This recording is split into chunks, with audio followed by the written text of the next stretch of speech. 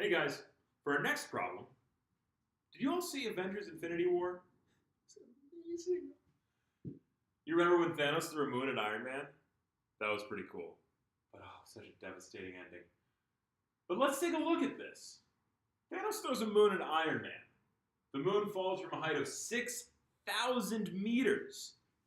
How long does it take the moon to hit Iron Man when he is flying above the ground at 30 meters? Then how fast is it moving when it hits him?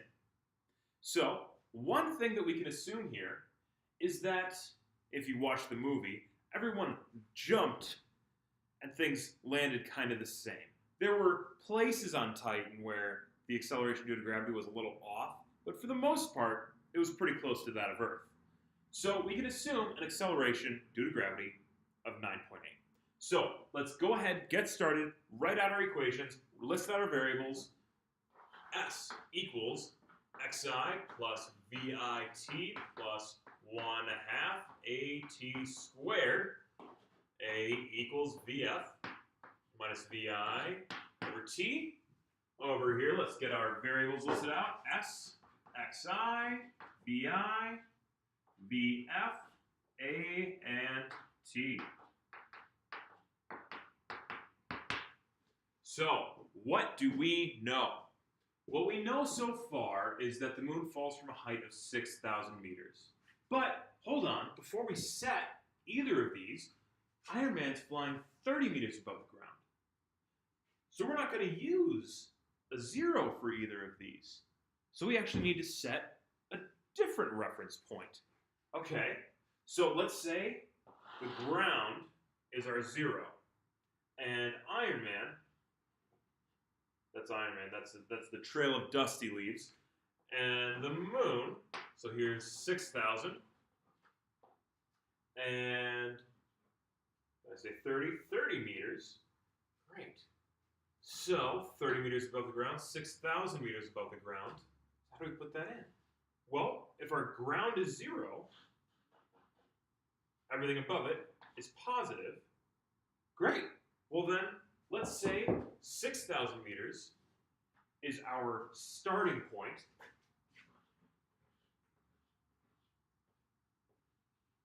And 30 meters is our ending point. Now, the reason we're doing that, instead of saying our ending point is 6,000, our starting point is 30, is because our motion is all this way. So the other thing to keep in mind is if up is positive in this case, that makes down negative. And which direction is my acceleration? It's always down. So my acceleration is going to be a negative 9.8 in this case. So I could set it up the opposite way. That's going to be a little different than we intuitively think. So it's going to actually cause you to have some trouble. Additionally, if you were to set it up so that acceleration is positive, you would have to make both of these displacements negative. It doesn't matter which way you set it up. One way is certainly easier based on our experiences, but all of our signs still have to be consistent. So I'm choosing to set it up. Positive displacements, negative acceleration. That makes more sense to me. All right. VI. What's my VI? Well, since the silly physics professor decided Thanos throws a moon at Iron Man, but never listed an initial velocity, we're going to assume that our initial velocity is 0. So Thanos didn't so much throw a moon as put a moon 6,000 meters above the ground and let it fall by itself. So VI, 0 meters per second. Now, what we want to know is what's time and what's velocity final. So, first we're going to find time. Can we do that? We have an S, we have an XI, we have a VI, and we have an AT.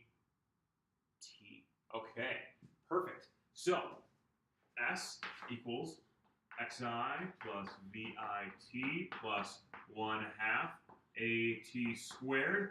I always like to write it out like this first because it gives me a chance to search for zeros and cross things out as necessary before I have to write in all my numbers, which can sometimes make things a little more confusing. See, if I just plugged in numbers for VI and T, if I had t, it might dawn on me to get rid of the 0 but not get rid of the t. That wouldn't work. So I always like to just look through, just give a cursory glance over. So the only 0 value I have in here is my vi. So in this case, vi and t do drop out. And for the first time ever, a very rare event, our xi is something other than 0. Congratulations. What a world. So let's plug in our numbers. S, 30, is equal to xi, which is 6,000, plus a 1/2 a, negative 9.8 t squared. All right. 1/2 times negative 9.8 is going to be negative 4.9 t squared plus 6,000. All right, equals 30. Now, we can't just combine this term and this term because this term has an unknown variable. So the only thing we can do at this point is take this 6,000 and subtract it from this side. Now, the reason we have to do that first is because if we want to get rid of this 4.9, which is the only other option, we'd have to divide this term by 4.9, this term by 4.9, and this term by 4.9. When we multiply or divide something among all of our equation, it affects each term independently. And a term is anything divided by a equals, a plus sign, or a minus sign.